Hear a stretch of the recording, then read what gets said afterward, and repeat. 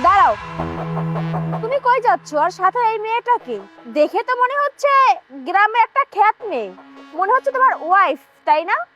কিন্তু তোমার রুচি এতটা নিচে কিভাবে নামতে পারে? সামান্য একটা গ্রামের খ্যাত মেয়ে তোমার ওয়াইফ কিভাবে হয়? সি সি সি সি, তুমি না খুব বড় বড় কথা বলতা, তুমি খুব সুন্দরী, খুব স্মার্ট একটা মেয়ে বিয়ে করবা।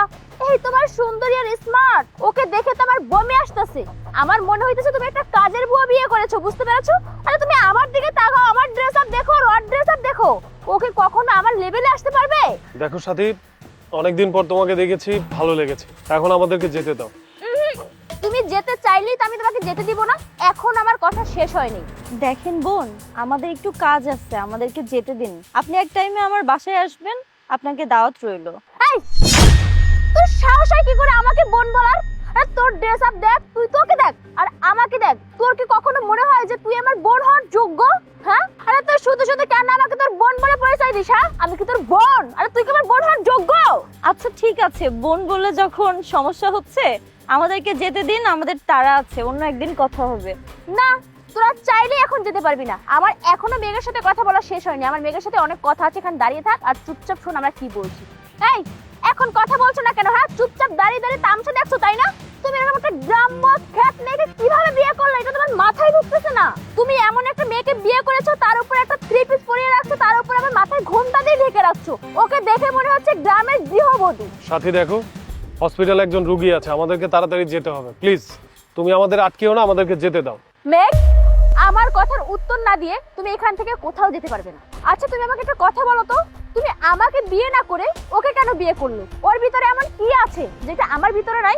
আমি তোমাকে বলতে চাই না, তোমার মন খারাপ হবে সাথী।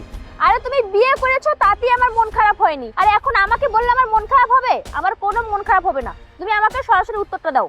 ওকে ফাইন, আমি বলছি। আচ্ছা সাথী, একটা মেয়ে মানুষের সবচেয়ে বড় সম্পদ কি? তার চরিত্র, ইজ্জত, মান, সম্মান, এগুলোই তো। তুমি তোমার নিজের দিকে তাকাও আর ওর দিকে তাকাও। ও কত সুন্দর পর্দা করে চলছে, আর তুমি একটা খোলামেলা মাঠের মতো। শোনো, একটা কথা বলি, চিনির ব্যাপারে জানো তো? চিনি যদি খোলামেলা যে কোনো জায়গায় তুমি ফেলে রাখো, তাহলে পিঁপড়া এসে সেই চিনি খেয়ে ফেলবে। কিন্তু সেই চিনিটাই তুমি একটা বয়মের মধ্যে যদি আটকে রাখো, সেই চিনিতে কোনো পিঁপড়া তো দূরের কথা, কোনো কিছুতেই আক্রমণ করতে পারবে না। আর তুমি তুমি যেভাবে চলাফেরা করো, প্রত্যেকটা মানুষ তোমার দিকে নেগেটিভলি তাকায়, তোমাকে নিয়ে অনেক কিছু ভেবে ফেলে। আর ওর দিকে তাকাও, ও কত সুন্দর গ্রামের একটা মেয়ে, পর্দা করে চলে, 5 ওয়াক্ত নামাজ পড়ে। আমি এরকম একটাই মেয়ে চেয়েছিলাম আমার জীবনে, যে কিনা আমার সব চাহিদা পূরণ করতে পারবে। আর তুমি তো অহংকারী একটা মেয়ে, নিজের জামা কাপড়, পোশাক আদি, নিজের বাবার টাকা, সবকিছুর অহংকারে তুমি অন্ধ হয়ে গেছো। যে মেয়ে মানুষের পর্দা করে চলতে হয়, এটাই তুমি ভাবো না।